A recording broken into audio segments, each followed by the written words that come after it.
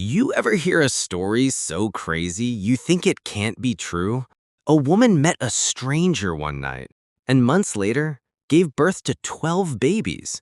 People said she was cursed, others said she was blessed, but no one knew the whole truth until now. Maya was tired that night. She just got fired from her job at the diner. She walked alone through the rain, heels in her hand, tears on her face. She never thought that night would change her whole life. At the corner of 8th and Main, she met him. Jordan. Smooth voice, sweet smile. He asked if she was okay. She lied and said she was fine. He offered her a ride. She said yes. They talked all night. He listened to her pain like he cared. He touched her hand. She didn't pull away. One drink led to two. One kiss led to his hotel room. They made love like they'd known each other forever. By morning, he was gone. No note, no name, just a rose on the pillow. She smiled anyway. She never expected to see him again. 3 weeks later, Maya felt sick. She went to the clinic thinking it was the flu. The doctor's face turned serious. "You're pregnant," he said. "But that's not all," the doctor added. "You're carrying 12 babies." 12! Maya passed out right there in the room. Maya's world spun out of control. People thought it was a lie. Her aunt called her a disgrace. How you gonna have 12 kids from a man you don't know? But Maya didn't give up. She started reading about big families. She found a support group for mothers of multiples. Her belly kept growing, and so did her courage. At 7 months, she collapsed in the grocery store. The babies were coming early. Ambulance lights flashed red and blue. Her life was on the line. Maya lay on the hospital bed, her body shaking. Doctors shouted codes, machines beeped loud and fast. She could hear someone say, "We might lose her." She whispered, "Save my babies," before blacking out. When Maya opened her eyes, it was quiet. White ceiling, soft beep. Her aunt was sitting beside her, crying softly. She said, "You gave birth, baby. They're alive. All 12 of them." 12 tiny babies in 12 tiny incubators, each one barely bigger than a doll. She wasn't allowed to hold them yet, but she sat beside each one. She named them all, one by one. The hospital bills stacked high. News cameras started showing up, calling her the 12 baby mama. Some praised her, others laughed. But Maya stayed strong for her babies. Late one night, one baby stopped breathing. Alarms blared, nurses ran. Maya dropped to her knees, praying like never before. That night, a miracle happened. The baby made it. Maya stayed at the hospital for weeks. She barely slept, barely ate. Every cry, every beep pulled at her heart. She became more than a mother. She became a fighter. The day finally came, they were strong enough to go home.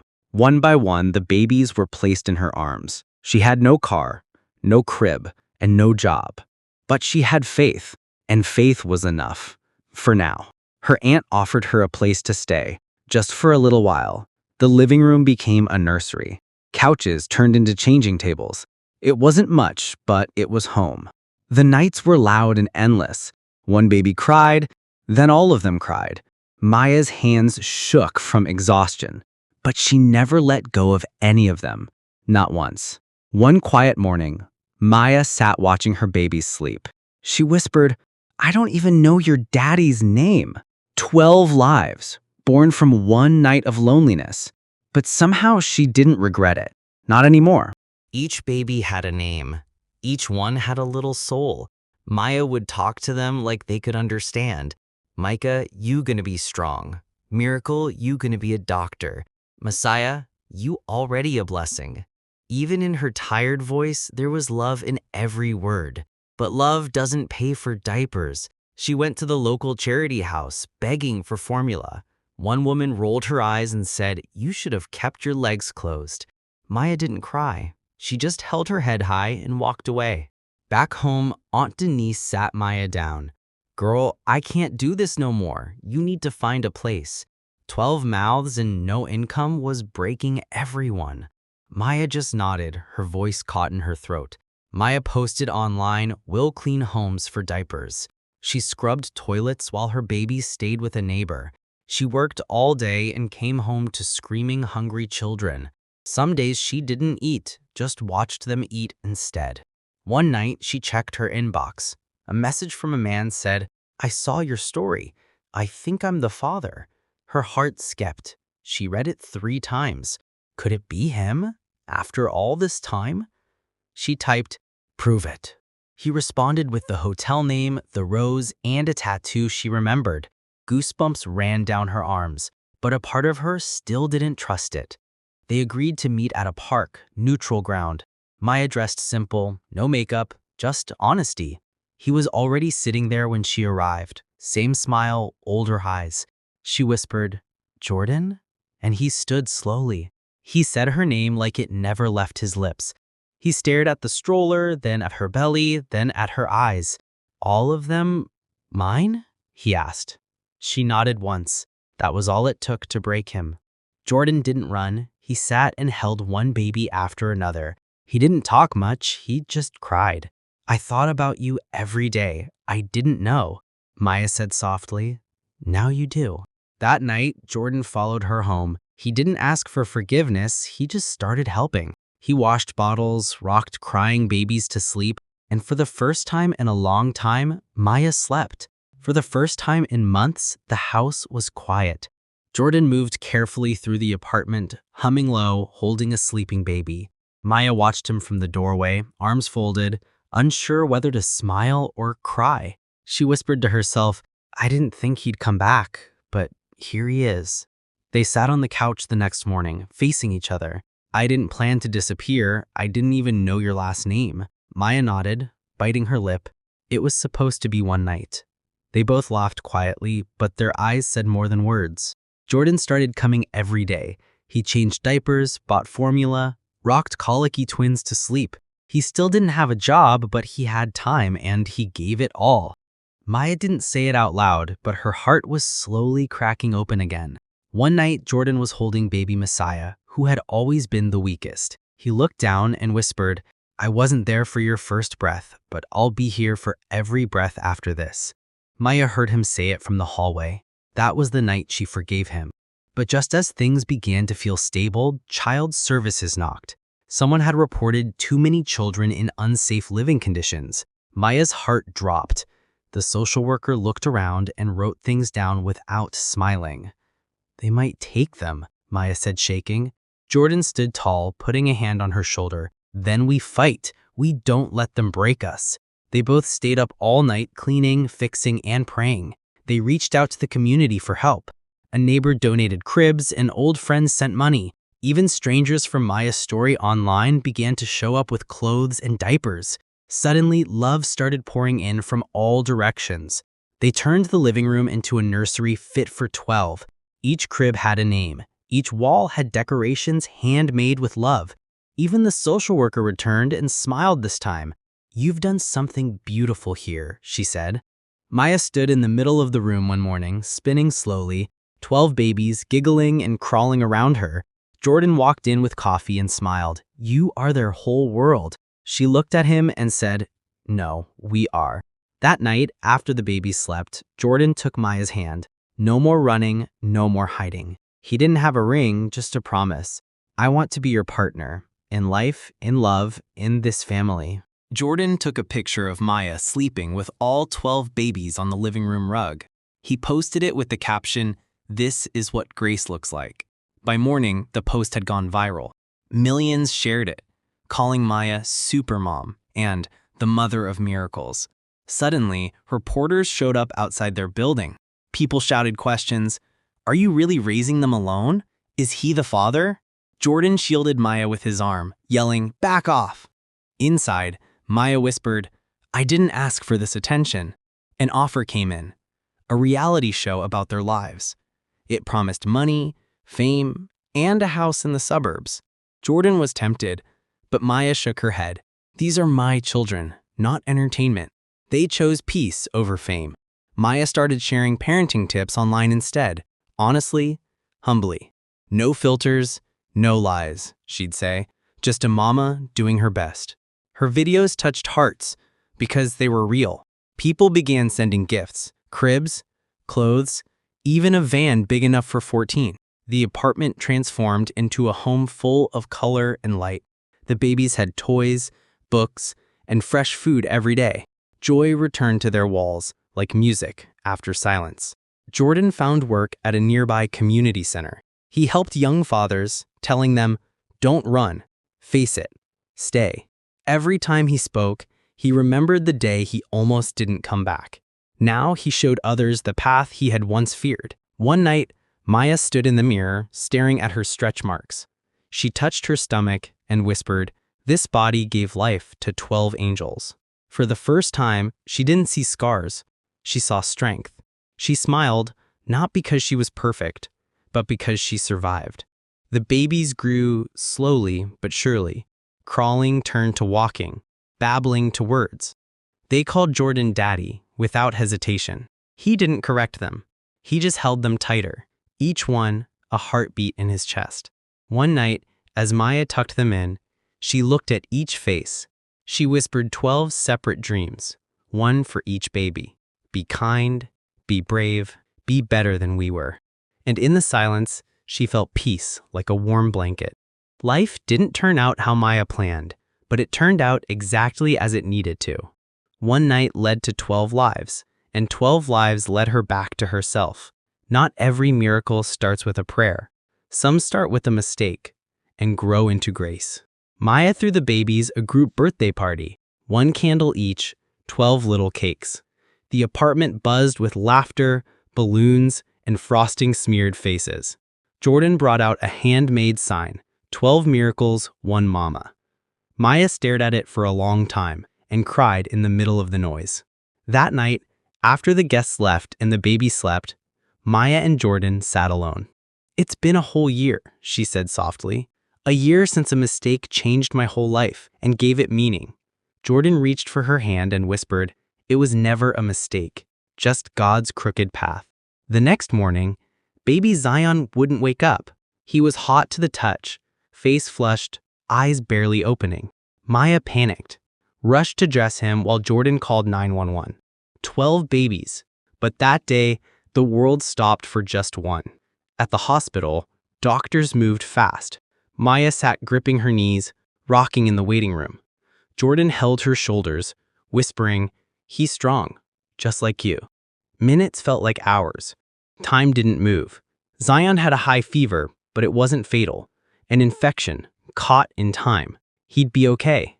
When the doctor smiled, Maya broke down. She kissed Zion's forehead like he'd been born all over again. After they returned home, everything changed. They became more cautious, more tender, never taking a single breath for granted. Jordan read health books. Maya changed their diet. Love had turned into action. Parenting became purpose. Jordan started college classes, nights and weekends. "I'm doing this for them," he told Maya one evening, notebook in hand. "I never finished before, but now I want them to know their daddy never quit." And Maya kissed his forehead, proud beyond words. One rainy night, Jordan took Maya out on the rooftop. The city shimmered below and thunder rolled above. He pulled out a simple ring. "You changed my life. I want to spend the rest of it with you." Maya froze, then whispered, "Yes, 1,000 times yes." They didn't have a big wedding, just a backyard, a borrowed dress, and 12 flower girls and boys. Maya walked barefoot down the grass aisle holding 2 babies. Jordan cried the whole time. It wasn't perfect, but it was real, and that made it holy. In the quiet after the wedding, Maya wrote a letter to her future self. She sealed it and placed it in a shoebox beside a baby's first shoe. It read, "You thought it was the end when it was only the beginning." And in that moment, she knew this wasn't just survival. This was legacy. The toddlers were no longer just the 12. Each one had their own personality now. Talkative Zuri, shy Malik, wild Amani. Maya started giving them one-on-one mommy dates, even if it was just a walk. She wanted them to know, you matter, not just as a group, but as you. One morning, Amani asked, "Mommy, how did we all get here at once?" Maya paused. The time had come to explain what she never planned to. She knelt down, looked into 12 little faces, and said, You were unexpected, but you were never unwanted. Their eyes widened, but their hearts didn't change. They just hugged her tighter. The house had rules until the twins decided rules were suggestions. Toilet paper in the hallway, peanut butter in the shoes, crayons on the walls. Jordan walked in one day and just sighed, "Lord, this house is under siege." But then Maya laughed until she fell over, because love is messy. One of the boys, Cairo, didn't speak like the others. He was quiet, distant, lost in his own world. Maya cried one night, worried he wouldn't connect. But then one morning, he whispered, "Mama," just once, enough to break her. Maya started taking parenting courses online. She learned about child development, neurodivergence, patience. She said, "I didn't choose this life, but I'm choosing to do it right." And every late night class was one more brick in the home she was building. But not everyone admired her. A nosy neighbor called child services, claiming they were too many kids and unsafe. Maya's heart shattered as a social worker knocked on the door. 12 eyes watched, sensing something wrong before words were said. They inspected the home, took notes, whispered. Maya showed the schedules, the chore charts, the stacked meals in the freezer. She walked them room to room, proudly. "This is my family. And they're thriving, not surviving." The report came back. Safe, clean, loving environment. The case was closed. Maya collapsed on the couch, tears streaming. Jordan kissed her forehead, whispering, "You did that. You." And for the first time in weeks, Maya slept without fear. Word spread in the neighborhood. Maya wasn't a scandal. She was a hero. Local news ran a story. One night stand turned miracle mom of 12. Maya stood on stage at a church women's conference and shared her story. She wasn't ashamed anymore. She was chosen. As the sun set one evening, Maya sat alone on the porch. She held the same journal from the night she cried after the hotel room. Now she flipped to the final page and wrote, 12 reasons to live, 1 reason to forgive myself. And behind her, Jordan and the kids were dancing in the kitchen, her tomorrow already here. One morning, Maya watched the sun rise from her kitchen window. The kids were still asleep, and the silence felt like a soft blanket over her soul. She used to wake up with fear in her chest. Now she woke up with gratitude. 12 miracles, 12 reasons, 1 journey that made her whole. Jordan walked into the room, wearing a cap and gown. He had done it, graduated top of his class in family psychology. "I told you I'd finish," he whispered, holding his diploma with shaking hands. Maya ran into his arms like he was the last man on earth. But just when life felt perfect, Maya fainted one afternoon. Doctors ran tests, blood work, scans. They found a lump. They said it might be nothing, but fear crept in. Jordan sat by her bedside that night, holding her hand like he was holding the world. The biopsy came back benign. No cancer. Maya cried like she hadn't in years, not from fear, but from release. She realized something. Life could shift in a second, but faith could carry any weight. She walked out of the hospital smiling at the sky. Maya started writing her story, every messy, miraculous chapter. From the hotel room to 12 babies to that hospital room. She titled it, "The Night That Gave Me Life." It wasn't just a book. It was her voice, finally free. The book went viral. Talk shows, podcasts. Mothers from around the world wrote her. People didn't see a scandal anymore. They saw a survivor, a teacher, a warrior. Maya was invited to speak at a national conference on resilience. She walked on stage in heels she hadn't worn in 4 years and owned the room. Each of the children grew into their own light. Cairo became a little artist. Zuri started writing poems. Amani never stopped dancing. They weren't just for kids, they were her legacy. 12 lives stitched together by a mother who never gave up. One night, Jordan played the old voicemail that started it all. "Hey, it's Jordan. Don't worry, I won't bother you again." They both laughed and cried. How far they'd come from that stranger's voice. Maya whispered, "Thank you for not giving up on me." Sometimes love doesn't walk in with flowers, it crashes in like a storm. Maya didn't plan this life, but she found her calling in the chaos. She wasn't a mistake. She was a miracle in motion. And that one night was just the beginning. To every woman watching, Maya says, even if your story starts in shame, it can end in strength. You are not what happened to you, you're what you choose to build from it. And as the credits roll, her voice lingers, because her story now belongs to all of us. Thank you so much for watching this emotional story till the end. If it touched your heart, please don't forget to like, share, and subscribe for more powerful stories. Your support means everything.